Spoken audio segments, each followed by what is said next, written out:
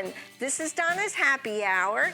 Just a reminder to like, subscribe, and hit the bell so that you get future notifications of the videos.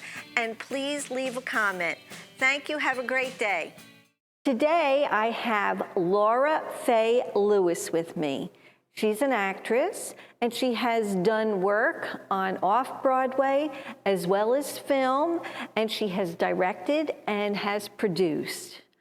She is also currently on the list to go to the moon.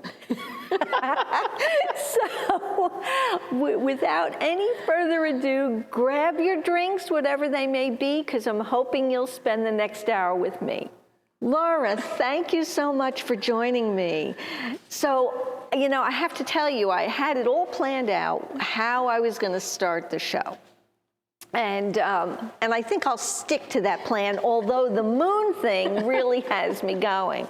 And so let's start with your career, okay, as an actress.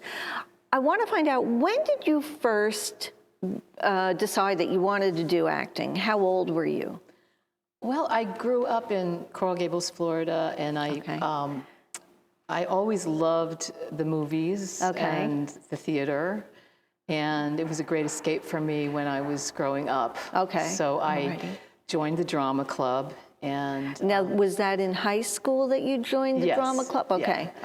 And I ended up playing leads in a lot of plays. And then after high school, I said, well, I want to audition for Juilliard. And I did, and I was very lucky because Marian Seldes, who was one of the big theater actresses, she did a lot of Edward Albee plays on Broadway and so many different things she did. She's one of the teachers. She said, if you get called back, don't do Birdbath, do Medea.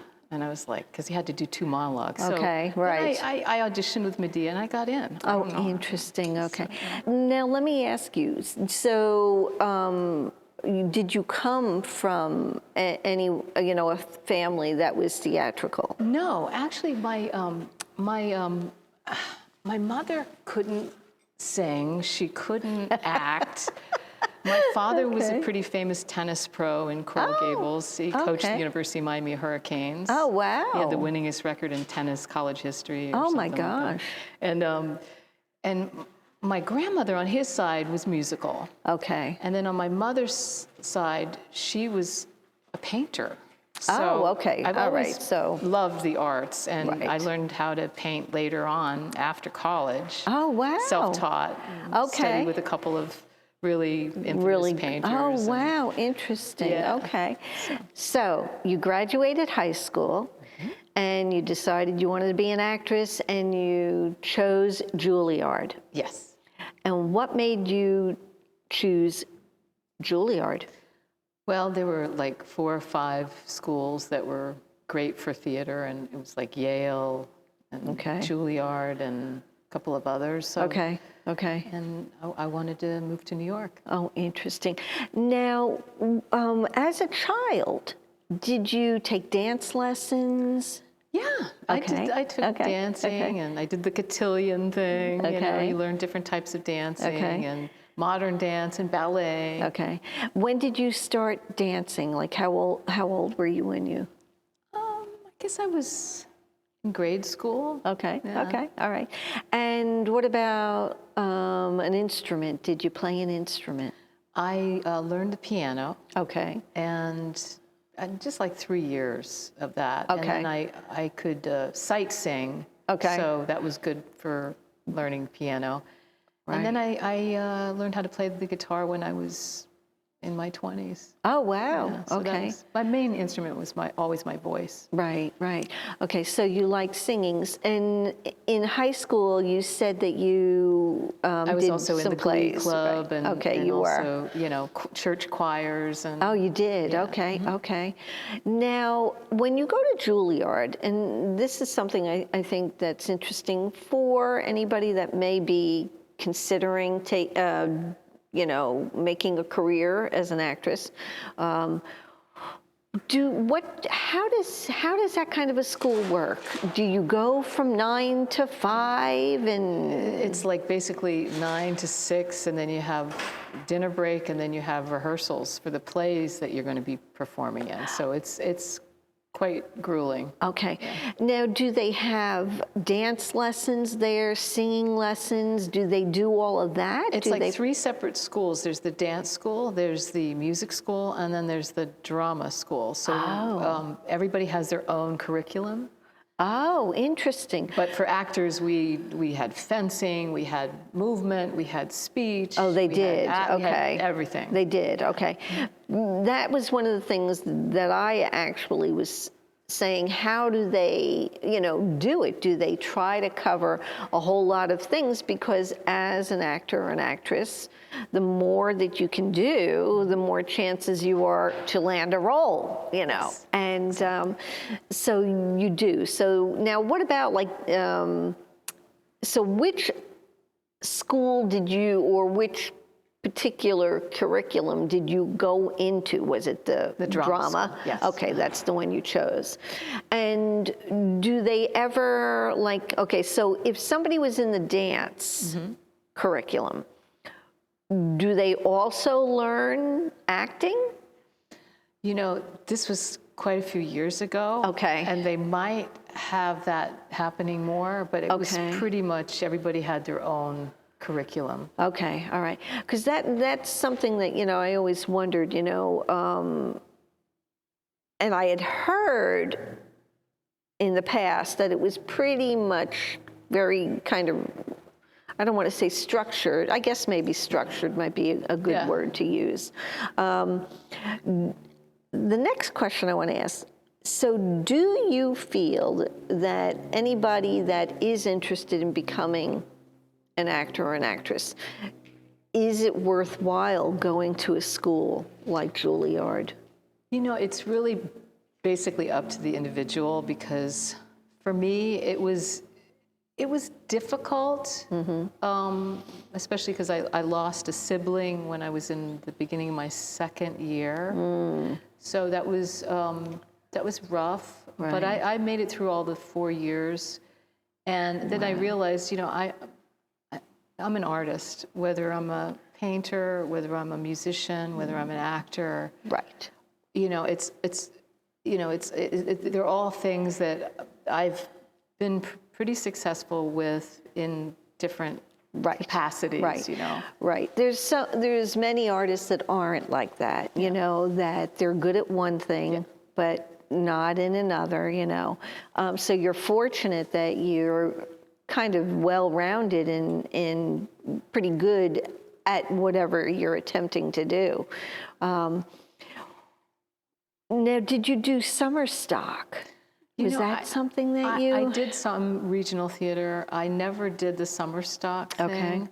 And I always had an idea about maybe doing the cruise ship thing. Right. But I didn't do that. The closest thing I got to doing with the cruise ship was really recently. I got to play the Queen of Hearts in a redux of Once Upon a Time. Okay. So that was fun. That was up at the Turning Stone Casino in Verona. Okay. And that was actually a socially distanced event over 3 days. Wow. Where, people would come in, and we were on stage, and we were all like Jack and the Beanstalk, the Wolf, Little Red Riding Hood, the Queen of Hearts, the Rabbit. We were all characters, and we would go through a maze, and they would see these scenes. And oh, wow. I got to throw a lot of people in the dungeon. That was fun. That's always a good, People would come in with their masks, because it was Halloween. They'd come in with their outfits. Oh, and neat. They'd walk up to me on, close to the stage, and they're like, could you please tell me where the goose is? I said, get to the dungeon, How dare you talk to me like that? It was so much fun. Oh my gosh. And that was during the pandemic. Yes. Wow. And then I got to play another outrageous tyrannical queen by the name of Clytemnestra. Okay. So that was fun. That was a socially distanced play in Central Park, right behind the Metropolitan Museum of Art. Oh, wow. Oh, interesting. At the Obelisk. Oh, sure. Oh, wow. Oh, my gosh. So that was really Wow. great. So I've managed to do a lot of creative things even during the pandemic. Well, that was my next question. For my sanity, I have to do something. Oh my creative. gosh. Well, I mean, when when I would watch the news, and to look at Manhattan as like a ghost town was horrifying, really, you know, and my heart still goes out to all the restaurants and all the jobs and the people losing their jobs. And so now, were you doing off-Broadway when the pandemic hit, or what were you doing when it really hit and you had to kind of... I started, I got involved with a wonderful Zoom play reading group that we've been doing ever since. And I got to, actually, it really helped me hone in some on-camera technique that you really need to have when you're doing Zoom, because now there's like self-tapes that you have to send in for auditions, because they're virtual auditions now. They're not like in-person auditions. Right, they're not. There's no longer the, this is funny, but many years ago, I actually did, an open call for Grease. And were you here when I played Sandy at Don's? No. He had everybody in characters from the 50s? 50s, yes. I was here. Yes, I was here. I was Sandy. Oh, you were? Oh, my God. Were you a pink lady? Oh, my God. No, actually. Okay, so here's the story. No, they wanted me, who was the girl, the sugar sweet, what was I don't even remember the character's name. I don't either. Yeah, but it was her. She was the one that was like so sugar sweet, you just wanted to put tape over her mouth. That was the part they were casting me for. And I'll never forget, that line went around the block on open calls. I mean, that was really amazing. And no cattle calls for me. Oh my gosh, you know what? That was my one and only, really. It was pretty amazing, and I was actually really amazed how far I got. Did you get a callback? I got 2 callbacks. I got so close. Wow. Yeah. I've also had 2 callbacks for some big feature films too. Oh my gosh, it was so close. And what was really, really sweet is the director, and I guess the producer probably were out in the audience there, because I have to tell you, when I got up to that, getting close to the stage door, you could really hear everybody, singing. Yeah. And I'm sitting there going, what am I doing on this line? Because honestly, I mean, I had done theater and had sang, but never solos really at that point. And I'm sitting there going, what am I doing? Am I out of my mind? And I said, oh, what the heck? I got nothing to lose, That was Sandra Dee, right? Look at me, I'm Sandra Dee. No, that was no. That was Sandy. Yeah. This one was the cheerleader. I'm trying to remember. And I just for the life of me, I can't remember. And but the director on the 3rd callback called me up to the front of the stage, and he said, Donna, I see you're going. I was going to college at the time, and he's like, and I see that you're doing this, and this. I mean, he really took the time. Yeah. And he said, I want you to take voice articulation, because the reason I did not get it is because I couldn't project. Oh yeah, that's a thing that you learn at some of the schools like Juilliard. So that is, but he said, I don't ever want you to give up. He goes, because you are a natural, which was so amazing, really, I was flattered. And, but yeah, so anyway, it was close, but not quite. So